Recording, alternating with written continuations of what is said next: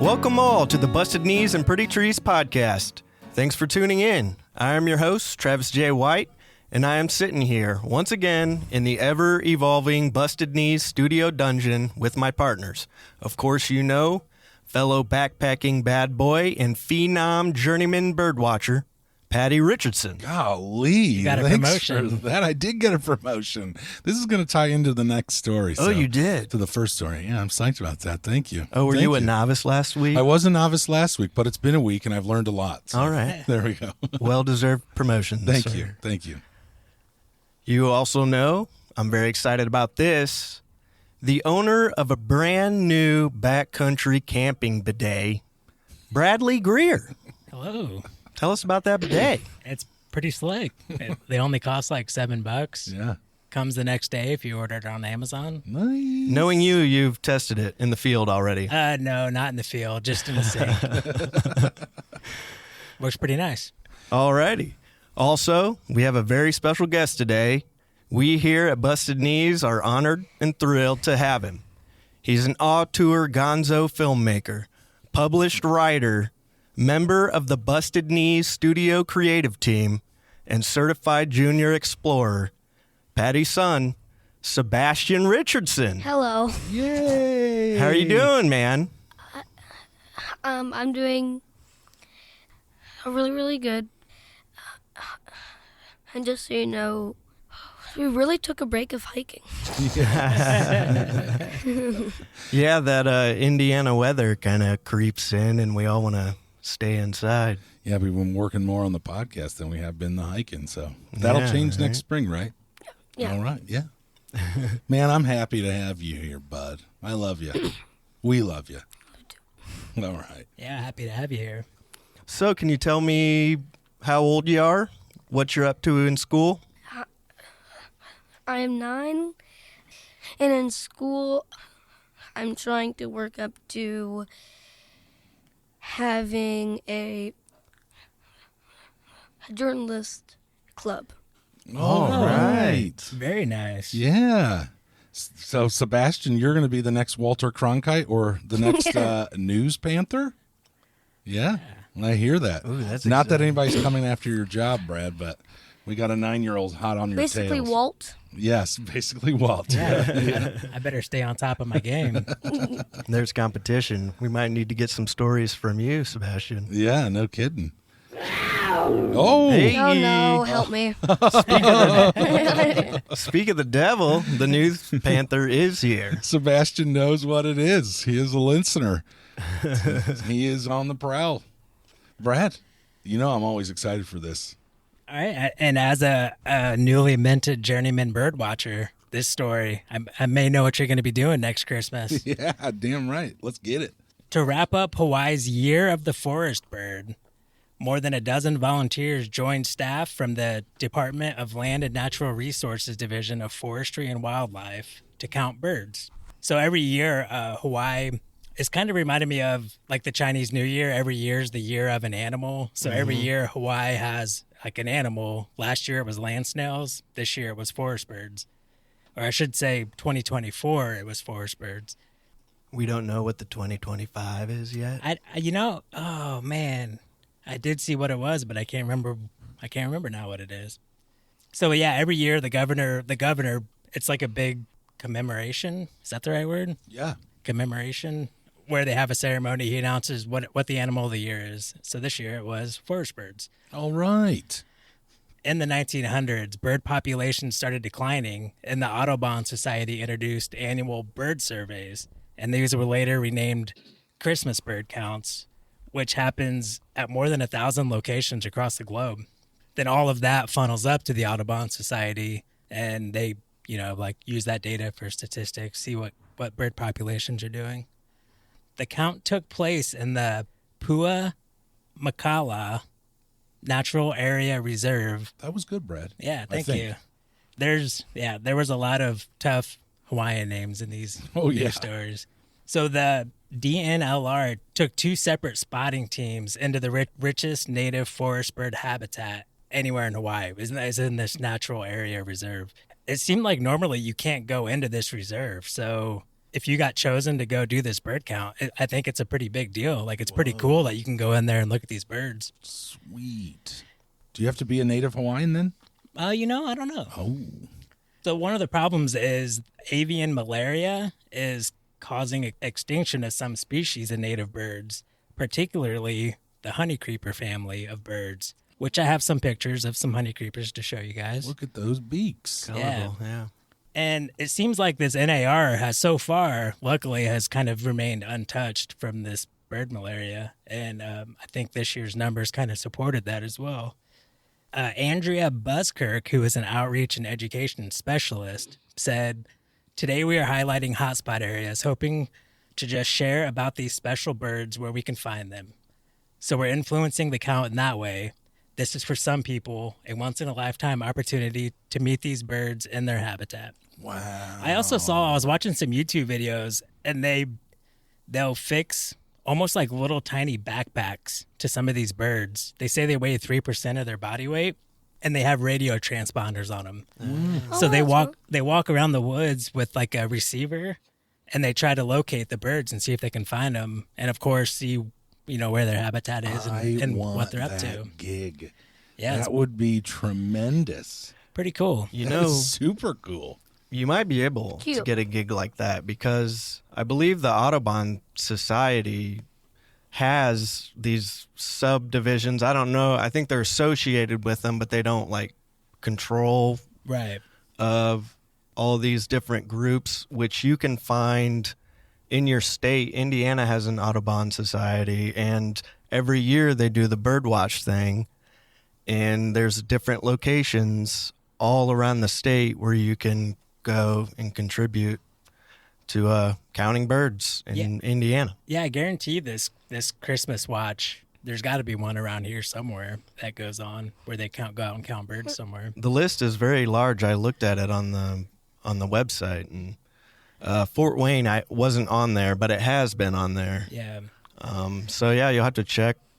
I reckon every year to see where you can go or start one yourself. help out.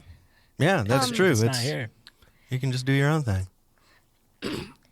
The gear on their bodies is really, really cute. Yeah, it is, for sure. Yeah, it is. Oh, and the cool thing too is they make it, the batteries last around 3 to 4 months. So they make it out of material that degrades over time. So eventually it just falls off. Oh. And so the bird doesn't have to carry this around. Yeah, forever. this dead battery. Perfect. Yeah. Nice. So that's that story. I just thought that'd be an awesome way to spend time through the holidays. I think that would be awesome. Yeah. I'd be extremely curious to feel like some of the nature reserves around here would be great places to go out and bird watch or try to count birds. I wonder if there's like a certified list that you would have that you can just start check marking, like, yeah, we see this bird here this season. I bet there is. Yeah, I've just never seen it, and I've never been given to it. The guest that we have coming up in week 19 is part of the Audubon Society. Nice. So we should keep this in mind and be curious to ask him. Yeah, and I think there's all kinds of stuff because our friend Alyssa, she does like a frog counting thing. Yep, that's right. I don't want to butcher it, but it's something where when she's out in like reserves or wherever, she can count frogs and turn those numbers in. Yep, that's right. Great story. Thank you. Citizen science. Yeah. I'm a bit jealous. I would like this role. The part where it says once in a lifetime opportunity to meet these birds in their habitat, I have to imagine that there are birders around this world that those are the last species of bird they haven't found, or that's like high on their list now. Yeah. And they're just applying for this gig like crazy. Yeah. Which it is nice to know the science that happens now. That's right. That's absolutely right. Yeah. The science is what matters. That's what is going to help us going forward, Yeah, and kind of my second news story goes along the same routes. It's stuff that's kind of happening in the background that we don't realize.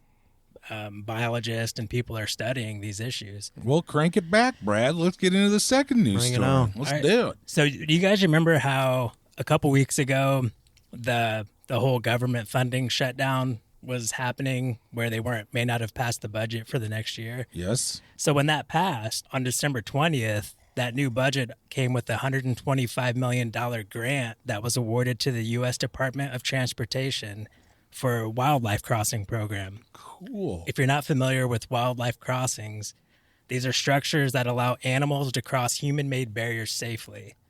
And there's many different types of crossings that have been made before and are being planned. They can be underpass tunnels, viaducts, overpasses, green bridges, which are my favorite. I think they look the coolest. They do. But then they can also do canopy bridges, and that allows squirrels and monkeys to cross the road, or little critters like that. They can have tunnels, culverts mainly. Think of like a drain just that goes under your driveway or something, and that allows otters, hedgehogs, badgers to go through, and green roofs for butterflies to be able to cross. So yeah, there's all kinds of cool stuff. Yeah, those photos you have there, those are what I generally think of when I think of this, the Green Bridge. Yeah. So I've never heard of this in America. Oh, yeah. They're starting. There's They're not starting. many. There's a handful. So I've heard about this in more like Africa with the elephants and other big animals like that will sit on the road or destroy cars or be hit. And like I know California has one. I think Texas might have one. There's a few, especially these green ones. I'll get into a little bit about Banff National Park in Canada. That was one of the first ones to do this. As you know what those are? Can you tell they're like bridges going over a highway? Bridges. I was actually learning about this at school. Oh, okay. Very cool. Bridges that help animals cross over roads. So there's actually ones for like a bunch of different animals, like bears and everything. Yeah. Yeah, it's pretty cool. Right on. I'm glad you're learning about that in school. Yeah. All right. Yeah, so I'm gonna throw some stats at you just to show kind of how big of an issue vehicle animal collisions are in the U.S. So there's more than 1 million vehicles collide with small and large wildlife annually. Large animal crashes with vehicles are tied to over 200 human deaths and 26,000 injuries every year. Gosh darn. The annual financial impact is estimated to be over $10 billion. Ooh. So that, at first I was like, 10, whatever. But think like auto insurance, medical, and 26,000 injuries, medical insurance. I It can agree. get expensive fast. Michigan has the largest number of reported animal vehicle crashes with over 54,000 a year. Texas has the greatest number of reported human fatal crashes every year with, it looks like I forgot to write it down. I think it was 28. And then Michigan coming in second with 18. Right, and we here in Northeast Indiana know all too well because we are just, below Michigan, and we have a lot of deer that are running around here. And I hit one 2 years ago, I think. right. It wasn't too bad, but I still kicked myself for not paying attention enough. Yeah. But it costs a lot of money. It wasn't a big deal for me, but it smashed the front of my car, and it's on that road up to work that I drive all the time. There's always animals laying on the side of the road. And it happens all the time around here. So not only do roads cut off animals, cutting their habitat in half, basically, especially if it's a huge interstate that they really can't cross. Say and there's a famous case of a mountain lion in the Hollywood sign area, and it's because it got on that side of the highway interstate and it can't get back. So there's a lot of those that just get stuck. So U.S. Transportation Secretary Pete Buttigieg, fellow Hoosier, Yes. he said, with funding made possible by the bipartisan infrastructure law, the projects moving forward in 16 states will reduce collisions between drivers and wildlife, create places for wildlife to safely move over and under highways, and help American life and property. I respect it. So, and it seems like it's pretty well, the 16 studies, every state submitted their documentation, a report applying for funds. So 16 states got awarded. And I have kind of some examples of the process that states go through, starting with Michigan, because Michigan's just getting started. So they've already spent years tracking wildlife crossings, like when police officers are out, any or Department of Transportation people, they're counting carcasses. The police are tracking crash reports, and then there's also collared animals that they track their movements and see where they're going. So MDOT, Michigan Department of Transportation, and the Michigan DNR will turn over all the data they've collected to a consultant team to assemble a hotspot analysis. And then they'll narrow that down to 20 specific sites and then see what they can do in those 20 specific sites, probably for the next round of funding. So Florida is already to that point where they know where they want to do stuff. They have a plan, and they were allocated $6.1 million. And the plan is to enhance a section of US 27 near Venus, Florida, by raising the road for new wildlife crossing underpass. Interesting. So I can only imagine the amount of studying and thinking of every possible thing that could happen to decide underpass, overpass, tunnel. Wouldn't even know where to start. I wouldn't either. Because even with the fencing, so they'll, for a couple miles outside, if it's like for larger animals, a couple miles outside of a wildlife crossing, they'll put fencing up. Yeah, to kind of herd the animals and get them to learn. And even that fencing, it's kind of a one-way fence. It stops them from getting over, through, under the fence and into the highway.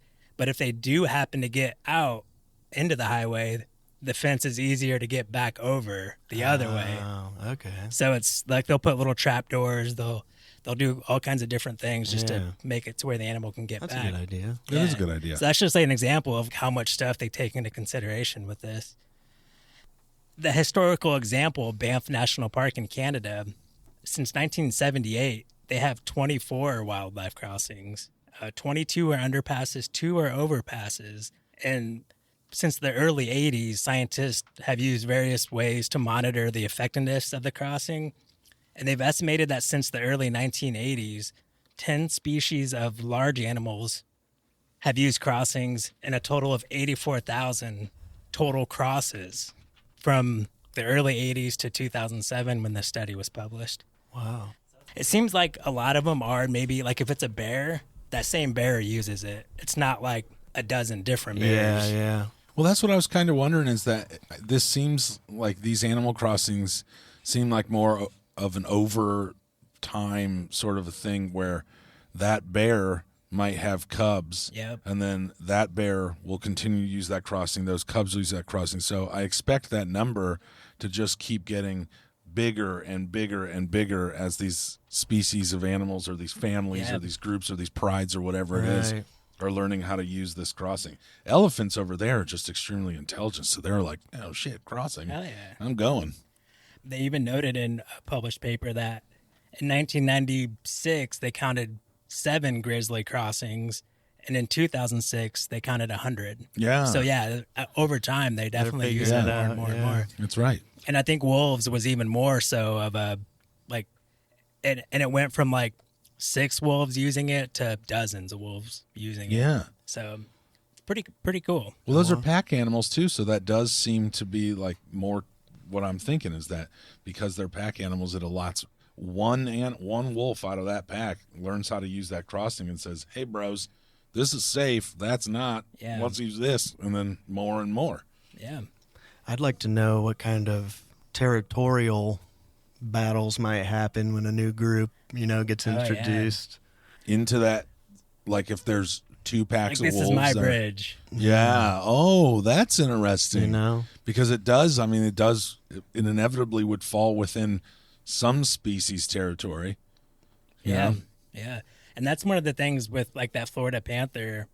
Cats have such a large range that the highways really restrict their range. So once they can get these underpasses or overpasses, they can really have a natural habitat. That's awesome. Yeah. We're going to have to keep an eye on that. Yeah, sweet. I really like that. Yeah. Pretty cool story. Plus, I think it would be cool to drive underneath them and potentially see an animal that's crossing, or just knowing. I mean, dude, in Indiana, like I hit a deer about a year ago, and every time I drive, especially at night, I'm like, oh boy, I'm nervous. Yeah. So to have those animal crossings to me would just be like really fun. Yeah. Or see a monkey swinging across the highway. You know what I mean? Like, come on with it. Or That'd like be a so nice, cool. like a nice butterfly canopy. Oh yeah. Yeah. And Lord knows we need more butterflies. Oh, so yeah. yeah, just do. Just crossing. Oh, Yep, we're all right. done, Brad. That was extremely interesting.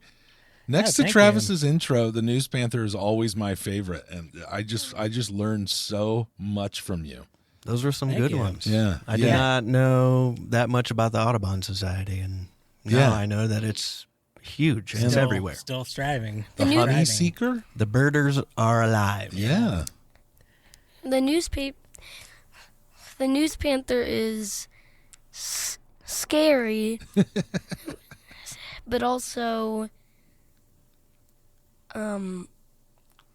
for a good cause. It helps us know when to put the news. that's Oh, right. yeah. Good, Brad. That is exactly what we're just simple, stupid. You know what I mean? Yeah. Just keep it simple, stupid. He keeps this podcast flowing. That's right, dude. He's a big help. That's why we have him in the studio with us. Not a live panther, but a fake one. Yep. Good stuff. Yeah. Alrighty. Well, you guys want to move on to the main event? Yeah, let's get going. I'm excited about this. Okie doke. Yep. All right, gentlemen. We just hung some new calendars. A new year is upon us, and the potential for high adventure in the backcountry is just ahead. We appreciate you shaking off those pounding headaches and joining us for another great episode. We here at Dirty Knees believe we all can find joy in the great outdoors, the big and small, the short and tall, green and blue, even the busted and the brand new. So today, because we know some of you parents out there would love to get your kids exploring the trails, we're going to chat about how to get those kids out there. Yeah. And what a great opportunity to get Sebastian in studio to give us a young man's perspective on his first experiences in the great outdoors. All right, so before we get to Sebastian and start asking the important questions, Yeah. Patrick, can you kind of give us a little rundown of what parents may need to be aware of when they are planning a trip? Yeah, for me and my family, the big thing that I think everybody out there that should know is just to keep it easy, keep it engaging, Yeah. keep it fun. You can go out with your adult friends and you can be adventurous and make it tough and do all of those sorts of things and really dive into the minute things of backpacking. Yeah. But you're going out with a kid, and kids have that magic in their eyes. You want to keep that magic in their eyes. And the more you can maintain that magic, the more you're going to keep going on backpacking trips with your Right. kid. You know what I mean? So that to me is just the number one thing for any parent that's looking to take their kids out there is just make it fun. From the planning, pull up those YouTube videos and only show the beautiful things that you're about to see. Talk about those beautiful things. Try to find some videos or some books about the nature, the flora, the fauna that's out there. So then you can set up a scavenger hunt to see what you can see. Yeah. So you're not just paying attention to your feet on trail, but you're paying attention to all the beautiful things you're walking across. Yeah, or we walking around. even unofficially do that. Yeah, we absolutely do. Bear check. Check. Yeah, absolutely. And for a kid, it's just even better. It's even grandiose, more grandiose. Oh, And yeah. if you can look at that magic in your kid's eyes as he's walking down the trail or she's walking down trail, then you're going to feel that magic as Right, well. You're right. going to precariously live through your kid and remember those memories that you had potentially on trail when you were a kid. Oh, yeah. The packing of the pack. Keep in mind that you want it to be easier than harder. Bazzy always jokes that his pack broke his back, but it didn't. And it was as light as I could possibly get it to where he also understood that he was carrying his own stuff. He got to feel like a Ghostbuster. We were running around the house with our packs on because he felt like he was wearing a proton pack. All right. So it just Making it fun. It became fun. So that is in answer to your question, that is just my number one thing all the way through, from the planning to the backpacking to the packing of the pack, Yes. to the car ride to get to your place. Just have fun, enjoy the process, smile a bunch, and laugh and tell those stories. It's going to be an adventure. Yeah, Brad, and I will say that Brad's little quip of "embrace the suck." I mean, we talked about it on a past episode, but that Bazzy and I repeated that to ourselves probably every quarter mile down that trail. Was, hey, we got to embrace that suck, right? And he would say it, and he had fun saying the word suck, and so that's something else, just easier and engaging. Boom.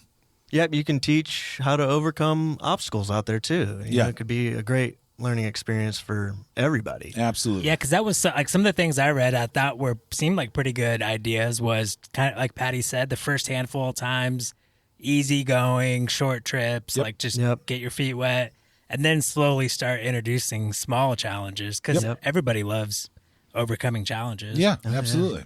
Absolutely. All righty. Sebastian, you ready to get to some questions? No, but let's do it. All right. Okie dokie, our man of the hour, Sebastian Richardson. Yeah. And I just want to say to all you listeners out there, we have Bazzy on. He's 9 years old. He's my number one son, my favorite kid in the world. And we had him on to be able to get another perspective. So while we might not be talking about the minute details of taking a kid backpacking, take this and understand that what this 9-year-old's saying, you can take into your own experience, into your own life. Right. So that's why we wanted him down in the studio and gave him this podcast, gave him this episode, is to really engage into another perspective, a younger kid's perspective, see that magic. Right. All right, let's do it. Okie doke. Bazzy, what did you enjoy most about the first time you went out backpacking? I mean,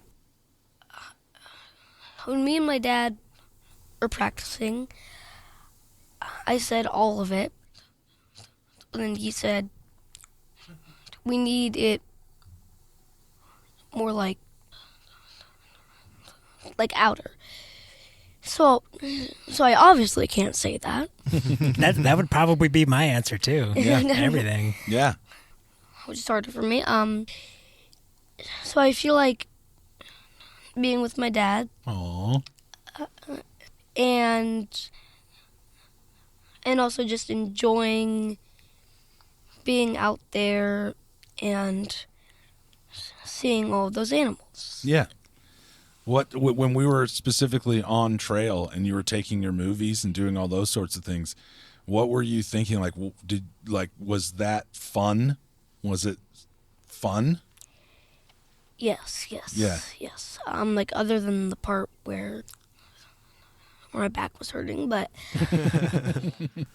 and also, yet did I know? Well, yet I did not know yet that a bunch of thunder and lightning was about to happen. But it felt good to be away from my house. Even though after a couple days you kind of miss your house and all that. Yeah. Oh yeah. Yeah, absolutely. I know that feeling. Your comfortable bed. and Yeah. everything.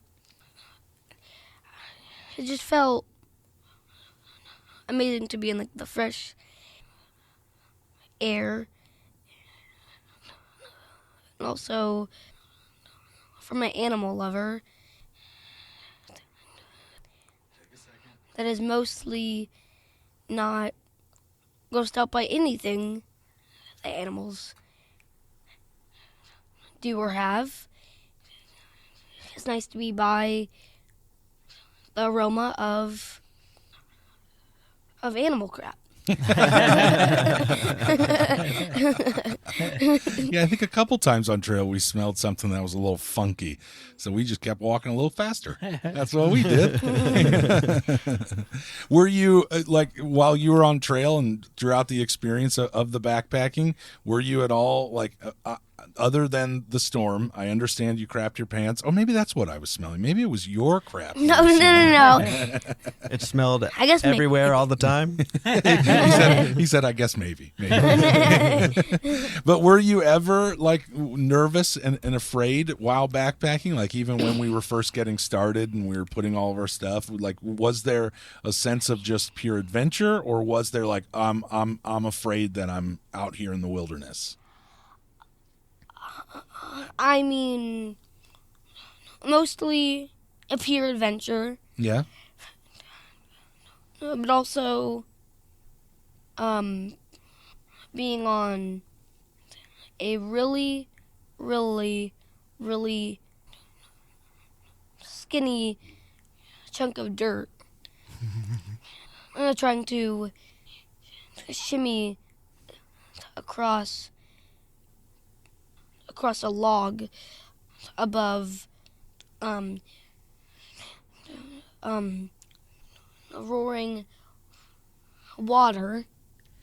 I was kind of scared, but not that much. Yeah.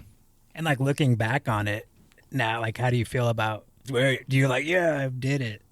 That's awesome. Does it make you feel good once you do something challenging like that? Yeah, because I know it does for me. Oh yeah. You know. So after the trip, Yeah. When you look back on it. I mean, yeah, yes. I'm like, how did I do that? Oh yeah. Just like the time where I walked over like a net above a pool of sharks. Yeah. You did that. It just feels good. Good. Yeah, it's like you learn something about yourself. Like, yeah, I can do hard stuff. I know that's how I feel. Oh, yeah. You get a nice little sense of accomplishment for it. You know what you're capable of. And does it, overcoming those challenges, does it make you want to get out on other trails to do it some more? As my dad was always want me to say, heck yes. Oh, yeah. Phew, I'm glad he said heck. So does that kind of go along with the embrace the suck thing? Like Yeah. you kind of get, it's going to suck now, but it's going to be awesome later to look back on. Yeah. Like you were saying, I'm like encouraging, basically, inspiring to do it some more. I feel like places to do it some more would be Redwood, maybe. Oh, Yeah. Big trip. yeah, that would be what other than redwoods. Let's go back in the past. What's the best place that you've been hiking? Ooh, that's a good question. Yeah. I mean, basically everyone who's asked me that, and my answer has been, my number one answer has been Zion. Oh, yeah. You know, everyone that goes to Zion, I'm telling you, Yeah. it becomes their number one favorite place. That was his first place that he ever went. Wow. Was Zion. Yeah, 6, I believe. 6 going on 7. You were out there. Nice starter hike. Nice. Yeah, That'll boy. get you into it. I think I sold it. I think I sold it a little too high when we went out there. Because I mean, there's some times where he's like, "Well, this isn't Zion." You know, like, yeah, I know. Yeah, because now it's the opposite. I'm like, man, maybe I need to save that for last. When I'm, Yeah, for real, dude. That's your coup de grace. Yeah. You know, I'm going out at Zion. That's it, dude. Take me now, Lord. as long Yeah. as long as Utah doesn't get control of it and sell it off before I get there. Yeah, you bet. Yeah, that's right. Which West Virginia does actually give the feeling of the song. Yeah, Of the what? Of the song. Like, Oh, West Virginia. Yeah. Country John roads. Denver, Yeah, right? John Denver, which we listened to that about 40 times on the ride Yeah. down there. yeah. Yeah, New River Gorge is a great place to take kids. I'm super happy that we chose that place for our first backpacking trip because there is no designated camping areas along the trail. So it was really fun that we could walk, and especially for a kid, that once you start seeing your kid kind of lag behind, starting to get sore, things like that, you can either turn around and go find something closer to the car for the next day, like we did, or you can just pull up camp right there and be like, all right, man, let's take it easy. Let's camp right here. And we were following the river. I mean, we got a little nervous because of the lightning, the thunder, and the possibility of tornadoes. So we turned around and went way closer to the car. Yeah. But you could have just pulled up right there, right next to the river, and enjoyed that experience, which would have just been tremendous. So, it sounds like there was a little bit of a challenge to the trail, but overall, is it a good trail for kids? I absolutely think so. It was nice and straight, nice and even. There was almost no elevation gain whatsoever, and you followed the river the whole way. I wish I remembered the name of the trail, but it is like their most popular trail there. Yeah. I know. I definitely thought so. Yeah, when I looked up like a weekend trip there, I came across the exact same. Yeah. So yeah, it's like the first thing that comes up. Yep. Yeah. It's really cool, and you could take it for a long time. You can go do a multi-night hike on the trail, or you can do what we did and just kind of nice and easy, nice and simple. Dude, super cool. I loved the idea that I didn't have to tell Bazzy, okay, dude, we got to get 5 miles. Right. No matter what. I know you're having fun with this movie right now, but we got to get it. And I did not want to do that. I just wanted to be able to pull up camp right away. Yeah. If he was showing signs of tired or if he was having fun making a film, hey, let's camp right here. All right. Let's have fun. You're still outdoors. Yeah, it worked out really well. West Virginia, specifically New River Gorge, the newest national park as of right now, just a great place to go, especially in the Midwest.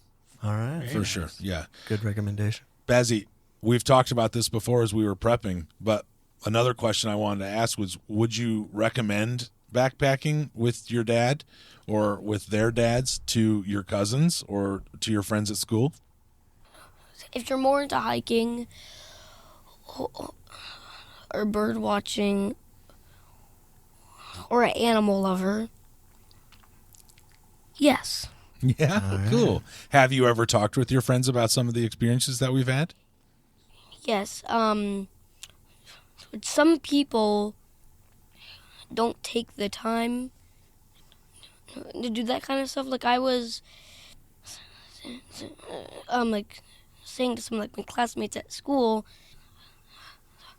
I've been to Ireland, and they're like, "You're lying." Literally. And you get to be like, "No, look at this photo. Do you want to see my passport?" Yeah, it's stamped, baby. Yeah.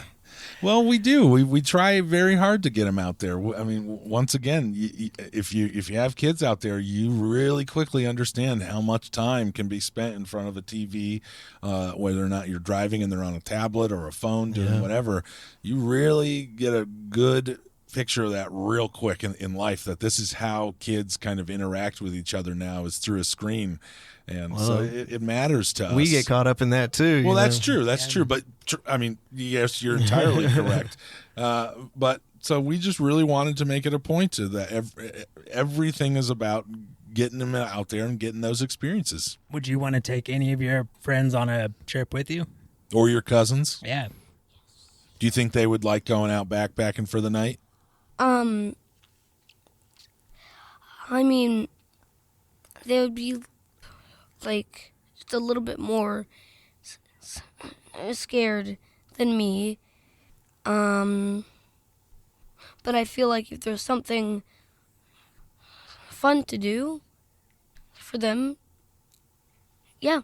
Like swimming or waterfalls, stuff like that. Yeah. Well, and making the movies.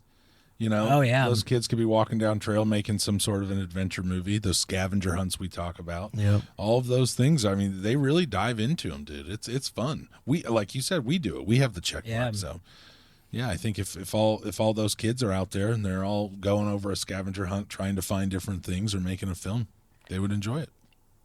I know one thing I thought, do you think this would be cool, Bazzy? I thought it never seems to work out like I plan.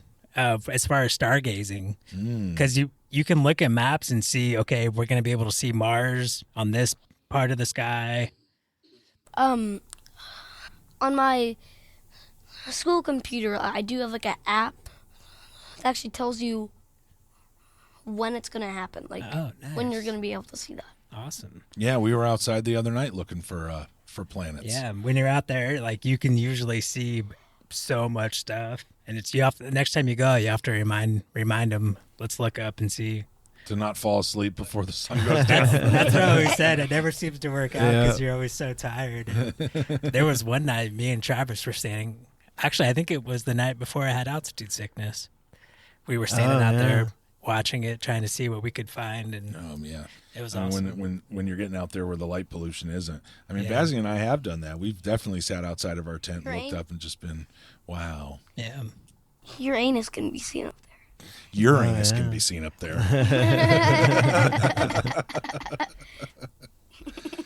So, do you have any trips planned for 2025? Do you guys have any cool destinations? Washington. Yeah, we're going to Olympic, aren't we? Oh, nice. Yes, we are. And we're going with all the cousins. Oh, very So this nice. gives us a fun it's your chance, Bazzy. Yep, get them out there. You got to get him pumped. Is there anything you're excited to take out there while you're backpacking? Like what you learned from your last trip, or things you'll do to make your things you can do to make your cousins excited about it. Excited about it. I mean, if it's like a beachy place or whatever, I'm like, make sculptures out of rocks, I guess. All Yeah. right. There you go. Look at some of the animals, right? Yeah. um, a little bit ago, like my favorite things and all that, like kind of one of my least favorite things was walking over a bridge with a 100 feet drop under. You must get that from your dad. 'Cause What, the heights? Yeah. Oh, yeah. Bazzy's not a big height guy. I think he does. I think he's also had his fair share of experience, but I think it definitely leaks from me. Okay, we're both afraid. Let's be afraid together kind of a thing. Yeah. Outside of Olympic, we're also going to Shenandoah, right? Yeah. Yeah. Yeah, and there's a chance I may be able to meet up with you guys in Shenandoah. And Yeah, go- we're going to and do go our day backpacking. hike with Brad. While Brad's backpacking, 'Cause that- we're going to meet up with him for a day. Yeah, I may do like a full 40-mile loop out there. Cool, right? By myself. Yeah. That ought to be fun, and that Would would be you- a cool meetup. Would you ever go solo backpacking like Brad? Solo means just by yourself. I know. Sorry.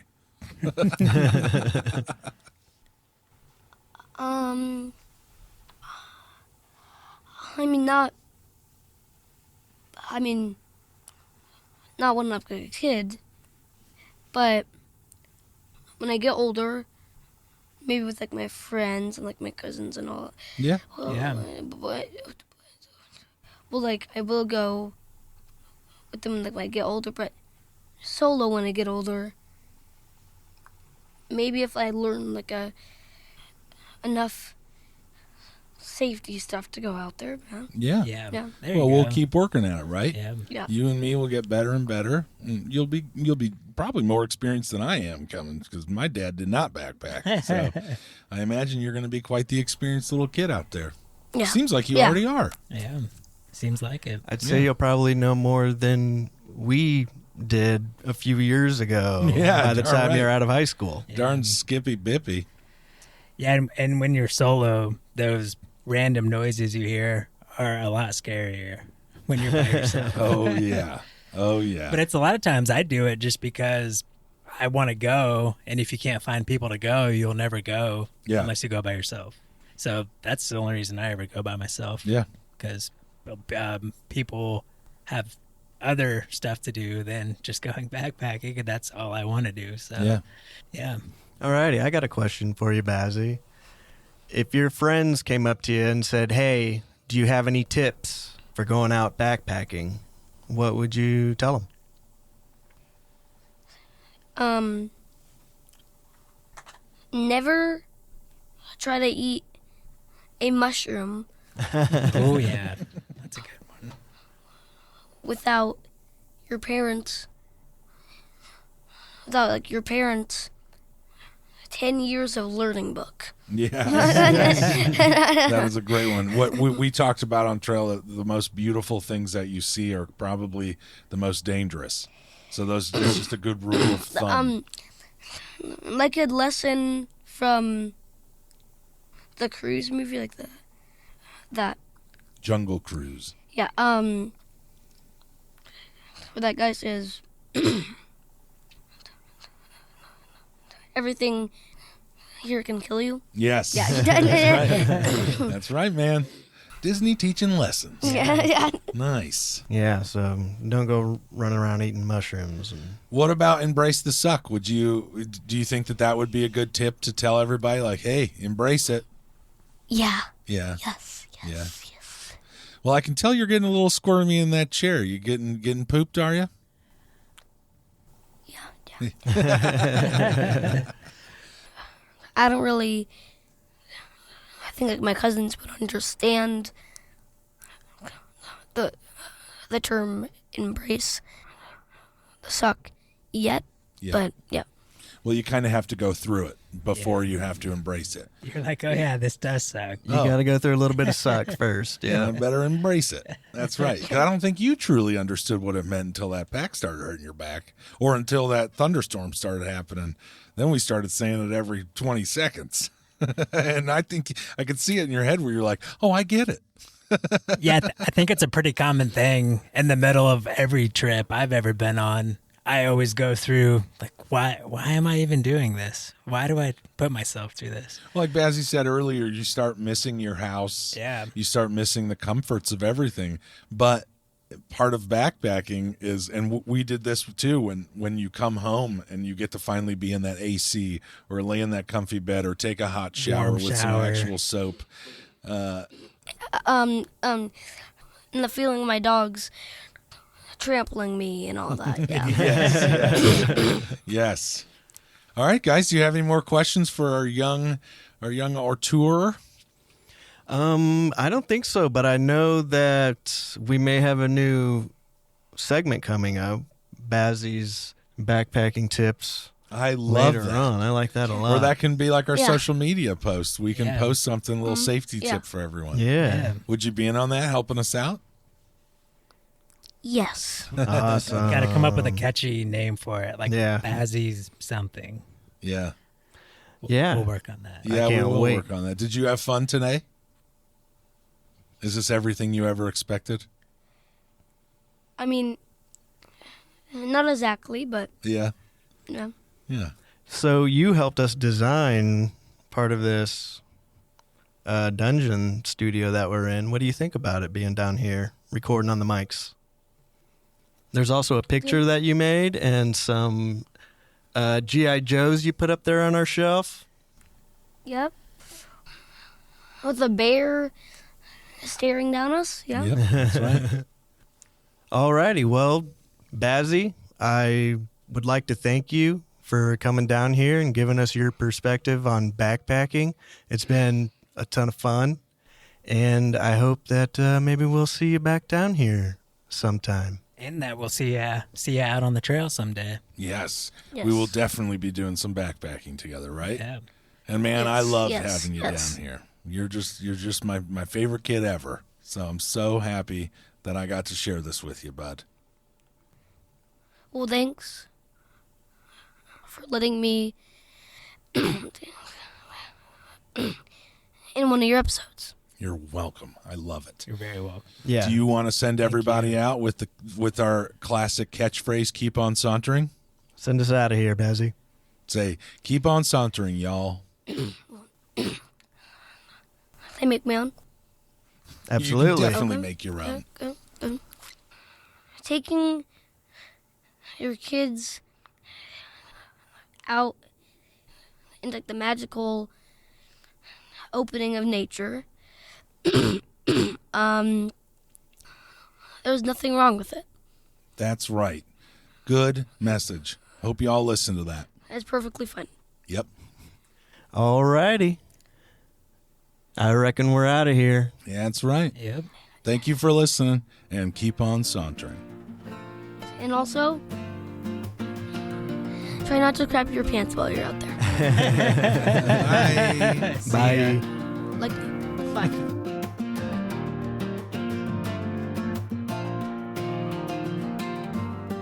Join the conversation by following us on social media. You can find us on Instagram, YouTube, Threads, Blue Sky, and TikTok by searching at Busted Pretty. You can join our Facebook group by searching Busted Knees and Pretty Trees, or reach us directly by emailing us at bustedpretty@gmail.com. No spaces, no underscores.